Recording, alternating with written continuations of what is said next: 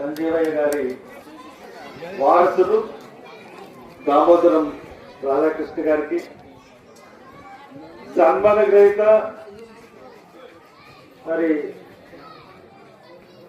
హైదరాబాదు నుంచి వచ్చి ఇప్పుడే మనం వీడ్కోలు పలుకాం.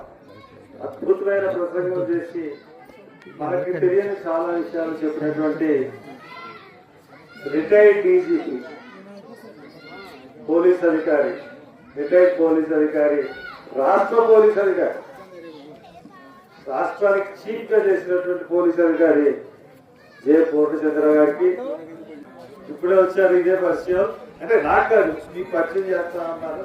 నాగమణి గారికి, అలాగే అశోక్ రత్నం గారికి.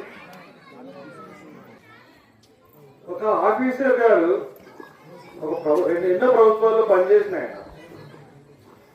ఆయన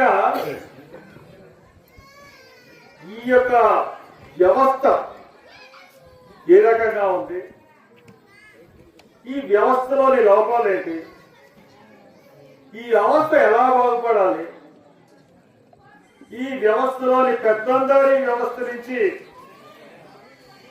నిమ్న జాతులు, బడుగు జాతులు, బలహీన వర్గాలు ఏ విధంగా బయటకు రావాలి, మన పరిస్థితి ఏంటి, మనం ఎంత ఉన్నాం అన్నది ఎంతో ఆలోచన చేసి కూలంకుషంగా పరిశీలించి ఒక పేపర్ మీద ఒక బుక్ రిలీజ్ చేశారు. నిజంగా ఆయనకి ధన్యవాదాలు. ఎందువల్లంటే మనం అంటున్నాం ఓట్లు మాది సీట్లు మీవా అని. ఓట్లు మావి సీట్లు మీవా, ఎంతకాలం మీతో పరిపాలించబడాలి. అరే ఎక్కడ చూసినా ఏం చూసినా మీరే కదా, అసలు అధికారం దగ్గరకు కూడా రానివ్వట్లే కదా. ఒక రిజర్వ్ కాన్స్టిట్యున్సీస్ తప్పించి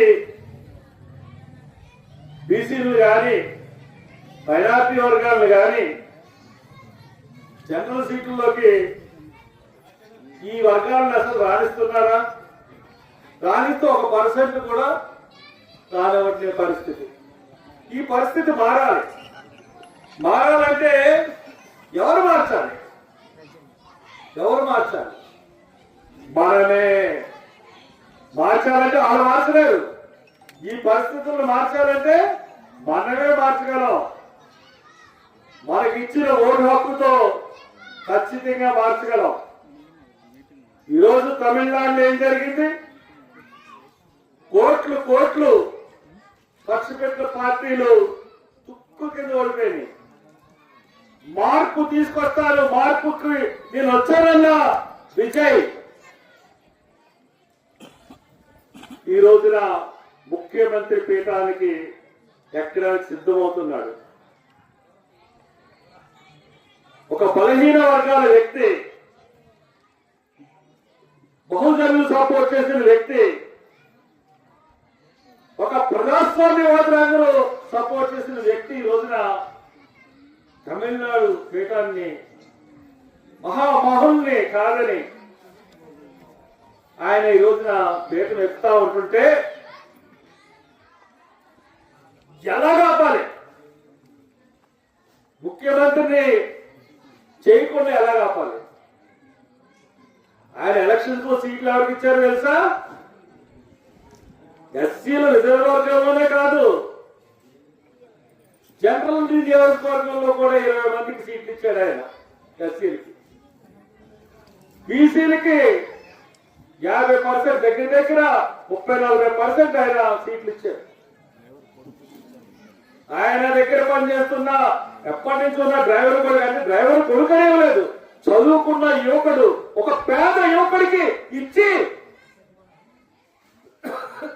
మార్పుకు రాంతి పలుకుతానని చెప్పి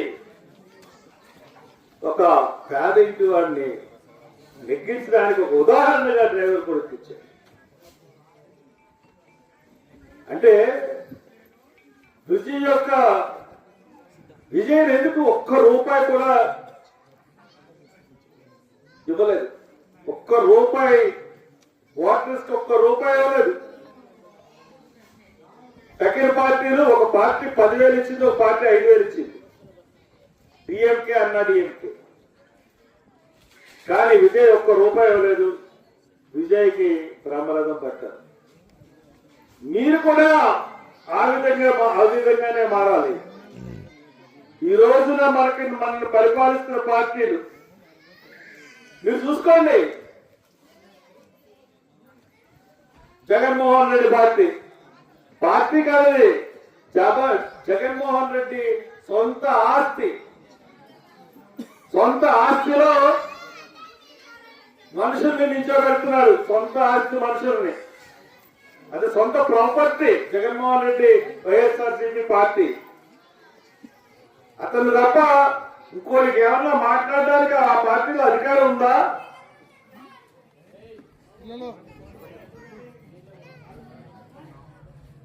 లేకపోతే చంద్రబాబు నాయుడు గారి పార్టీ తెలుగుదేశం పార్టీ, అది చంద్రబాబు నాయుడు గారి సొంత ప్రాపర్టీ.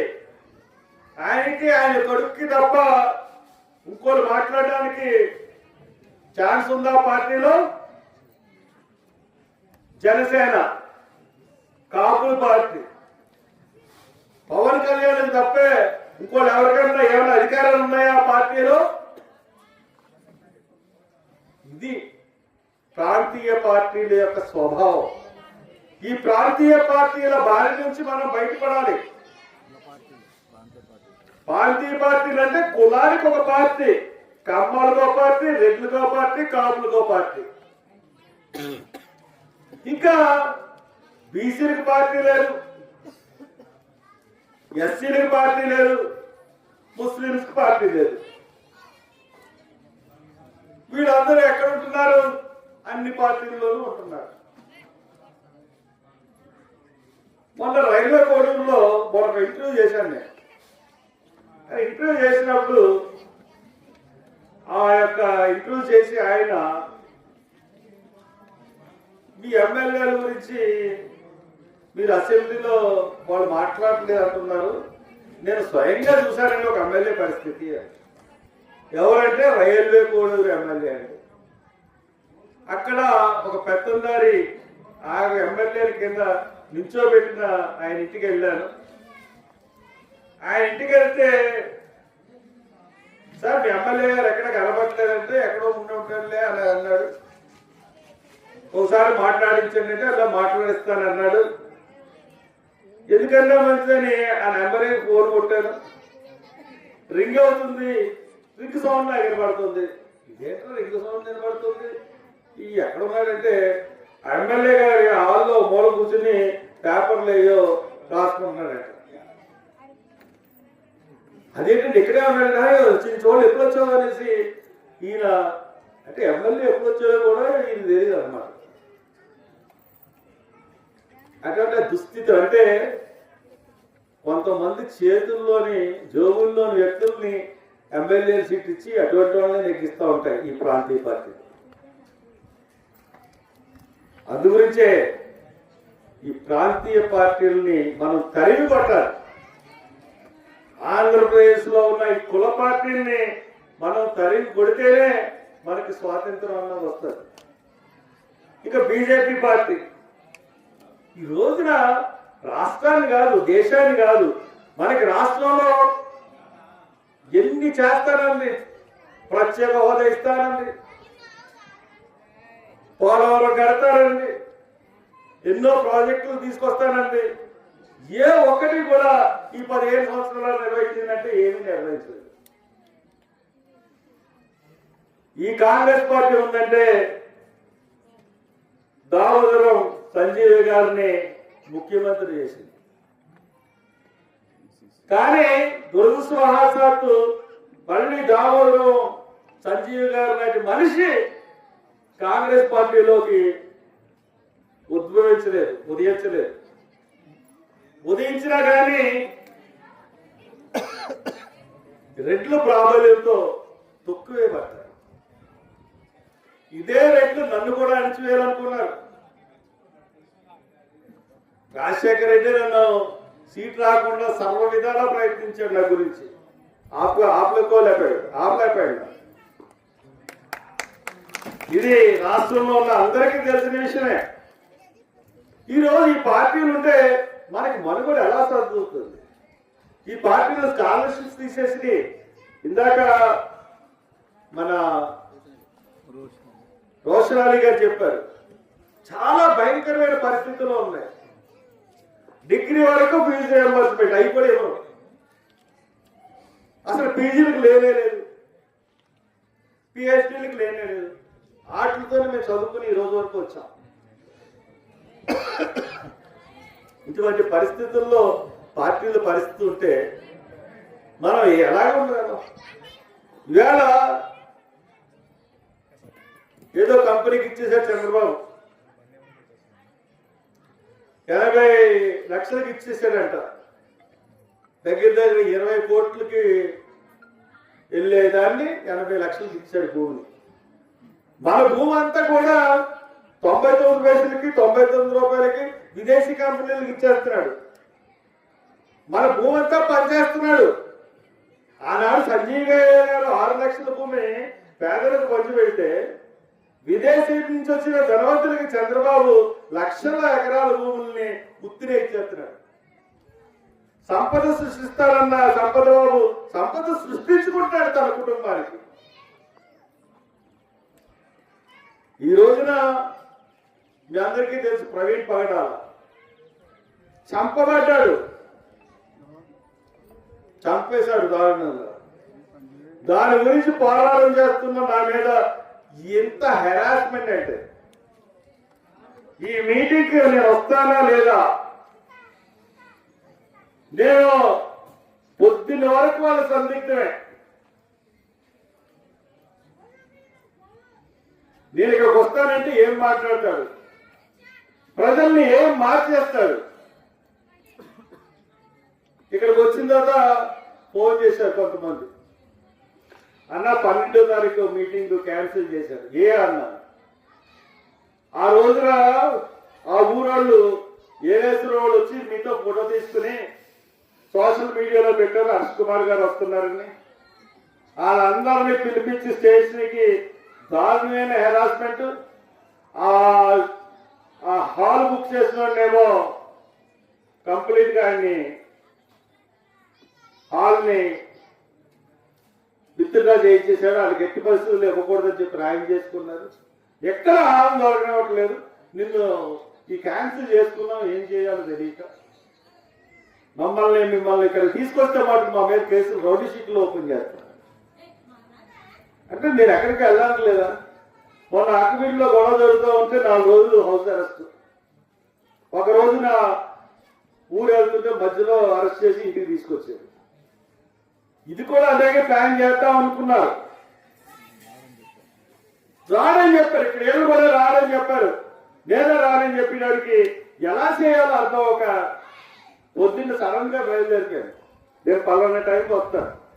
పొద్దున్న 12ంటికి 11:45కి బయలుదేరాను. రాజమండ్రిలో దగ్గర 650 కిలోమీటర్లు ఎంత వస్తుంది ఇక్కడికి.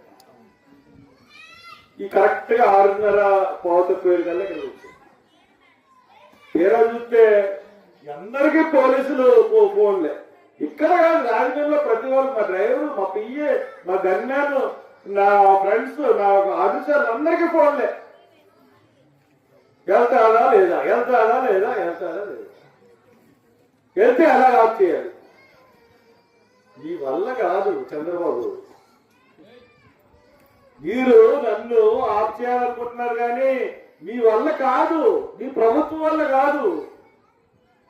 నన్ను మీరు ఏమీ చేయలేరు. నేను సంకల్ప బలంతో పుట్టినండి. నేను పేదల గురించి పుట్టినండి. నేను న్యాయం గురించి పుట్టినండి. అన్యాయాలను ఎదిరించడానికి, అక్రమాలను ప్రశ్నించడానికి పుట్టినాడు నేను. ఆ సంకల్పం ముందు మీ ప్రభుత్వం ఎంత? ఖచ్చితంగా చెప్తున్నాను నేను. ఈ రోజున ఎక్కడికన్నా వెళ్తాను, ఏమన్నా చేయగలుగుతాను. ఈ రాష్ట్ర ప్రజల్లో మార్పు అనేది తీసుకురావడానికి ప్రయత్నిస్తాను. మిమ్మల్ని అందరినీ గతి నుంచి దింపుతాం. అందరినీ కలుపుకొని, ప్రజలందరితోనూ కూడా కలుపుకొని మిమ్మల్ని గతిని దించడమే నా యొక్క ప్రథమ కర్తవ్యం. ఈ కులాలు, మతాలు, ఈ ప్రాంతీయ పార్టీల్ని ఆంధ్రప్రదేశ్ నుంచి పారదోలుతాం. ఖచ్చితంగా పారదోలుతాం. నిజమైన ప్రజాస్వామ్యం ఒక పేదలు పెత్తందారీ వ్యవస్థ నుంచి ప్రజాస్వామ్యాన్ని రక్షించి ప్రజలుకి పంచిపెట్టడమే నా యొక్క దృష్టి. ఈ రోజున ఇదండి ఇల్ల సంజీవ్ గారి ఇల్లు అంటే ఇదా? ఒక సంవత్సరం ముఖ్యమంత్రి, ఎన్నో సంవత్సరాలు కేంద్ర మంత్రిగా పనిచేసిన ఆ ఇల్లు ఇదా? ఇల్లు ఇదా? సగం పడిపోయింది, సగం ఉంది, ఒక సగంలో ట్రంక్ పెట్టి ఉంది. మొన్న ఈ మధ్యలో విగ్రహం పెట్టాడు రాధాకృష్ణ. ఇదండి ముఖ్యమంత్రి ఇల్లు ఎలాగుంటాయో తెలుసా? మరి చంద్రబాబు నాయుడు గారు ఇల్లు హైదరాబాద్ ఎలా ఉంటాయో తెలుసా? ప్యాలెస్, రాజభవనాలను మించిన భవనాలు. జగన్మోహన్ రెడ్డికి 17 ఎకరాలు హెలికాప్టర్ కూడా దిగిపోద్ది ఇంట్లో. ఎవరు ఈ డబ్బు నేను సంపాదించి న్యాయంగా సంపాదించిన డబ్బు ఏమన్నా తెలుసు? ఫిట్ ప్రోత్రో ఈ భూములంతా కూడా కంపెనీలకు ఇస్తున్నారు. ఎవరి నుంచి డబ్బులు తీసుకుని ఇద్దరు అదే పని కదా. వీళ్ళిద్దరు చేసే పని అదే. మరి సంపద భోగాలు కట్టుకుంటారు. వీళ్ళు ఎలా ఏమన్నా కట్టుకుంటారు. ప్రజల గురించి పరిపాలించే మనిషి ఇదే. ప్రజల గురించి పోరాడే మనిషి ఇల్లు పరిస్థితి ఎలాగ ఉంటుంది. ఆర్థిక స్వాతంత్రం నుండి ముఖ్యంగా నిమ్న జాతుల్ని, బలహీన వర్గాల్ని, బడుగు జాతుల్ని వీళ్ళు అణిచివేస్తారనే నేను ఆర్థిక స్వాతంత్రం సంపాదించుకున్నాను. ఆర్థిక స్వాతంత్రం సంపాదించుకుని కాలేజీలు పెట్టి న్యాయంగా సంపాదించుకున్న డబ్బులతోనే తిరగబడి పోరాటం చేస్తున్నాను. అంతేగాని మీకులాగా అన్యాయంగా సంపాదించిన సొమ్ముతో నేను కానీ మీ మీద ఉద్యమం చేస్తే ఈ పాడికి ఎన్నో కేసులు. ఒక్క కేసు కూడా నా మీద ఇటువంటి ఆరోపణలు వచ్చే కేసులు లేవు. ప్రజల గురించి పోరాటం చేసిన కేసులు, అంబేద్కర్ విగ్రహాల గురించి పెట్టిన కేసులు తప్పితే నా వారికి ఏ కేసులు లేవు. ఈవేళ అడుగున పోలీసు. ఈ పేటలో ఎప్పుడన్నా ఏ నాయకులు వస్తే పోలీసులు వచ్చారా? ఆ గొప్ప వ్యక్తి సంజీవయ్య గారి గురించి ఆయన చేసిన పనులు, ఆయన ఇల్లు చూసాం. ఈ రోజున వృద్ధాప్య పింఛన్లు ఎవరిచ్చారు? ఈ రోజున 60 సంవత్సరాలు దాటిన వృద్ధులు పెన్షన్ తీసుకుంటున్నారంటే ఆ రోజున సంజీవయ్య గారు పెట్టిన వృద్ధాప్య పింఛన్. దేశంలో మొదటిసారి ఆయన ప్రవేశపెట్టాడు. ఇప్పుడు వరకు అది కంటిన్యూ అవుతాం.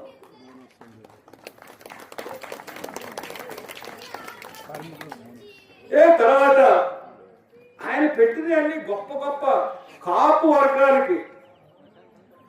ఈ జనసేన నాయకుడు పవన్ కళ్యాణ్ ఉన్నాడు కదా, కాపుల నాయకుడు. అయ్యా కాపు నాయకుడు గారు ముఖ్యమంత్రిగా ఉన్నారు. సంజయ్ గారు మీ కాపులకి ఆయన ముఖ్యమంత్రిగా ఉన్నప్పుడు రిజర్వేషన్లు ఇచ్చాడు. మీరెందుకు ఇవ్వలేకపోతున్నారు? మీ కడుపు నిండిపోతే సరిపోతుంది అనుకుంటున్నారా, లేకపోతే మీరు కాపులు కాదా? మీరు కాపులేనా? కాపులైతే మీ రిజర్వేషన్ గురించి మీరు ఎందుకు పోరాటం చేయట్లేదు? ఈ మధ్యకాలంలో సోషల్ మీడియాలో మీరు కాపులు కాదని చెప్పి వీడియోలు చక్కర్లు కొడుతున్నాయి. అది నిజమా? నిజంగా అయితే కాపుల గురించి మీరు రిజర్వేషన్ గురించి మీరు ఎందుకు పోరాటం చేయట్లేదు? కార్మికులకు బోనస్ ఇచ్చాడు, 6 లక్షల మందికి భూమి పంచిపెట్టాడు. ఇన్ని కార్యక్రమాలు చేసిన దామోదరం సంజయ్ గారు చిరస్మరణీయుడు. ఆయన భవంతులు లేకపోవచ్చు కానీ ప్రతి పేదవాడి గుండెల్లో ఆయన గురించి తెలిసిన వాళ్ళ గుండెల్లో ఆయనకి ప్రతి ఒడు దేవాలయాలు కట్టి పూజిస్తా ఉన్నారు. అంతకన్నా గొప్పతనం ఇంకోటి ఏమీ ఉండదు. కాబట్టి ఇటువంటి పరిస్థితులన్నింటినీ మనం ఆకలింపు చేసుకుని రేపు ఎలక్షన్స్ లో మన ఓటుని డబ్బులు ఇస్తే తీసుకొని ప్రతి ఓటు దగ్గర ఓటు ఎవరయ్యాలో ఓటు మద్రాసు ప్రజలు ఏ బాట అయితే చూపించారో ఆ బాటలోనే మనం వెళ్దాం. మన బహుజనులకి లేకపోతే నిమ్న జాతులకి బడుగు జాతులకి ఖచ్చితంగా మైనార్టీలకి అధికారం వచ్చే విధంగా మనం సంజీవే గారి ఆశీస్సులతో ప్రయత్నం చేద్దామని తెలియజేస్తూ మరి నాకు ఈ అవకాశం ఇచ్చినందుకు మీ అందరికీ కృతజ్ఞతలు తెలుపుతూ సెలవు తీసుకుంటాం.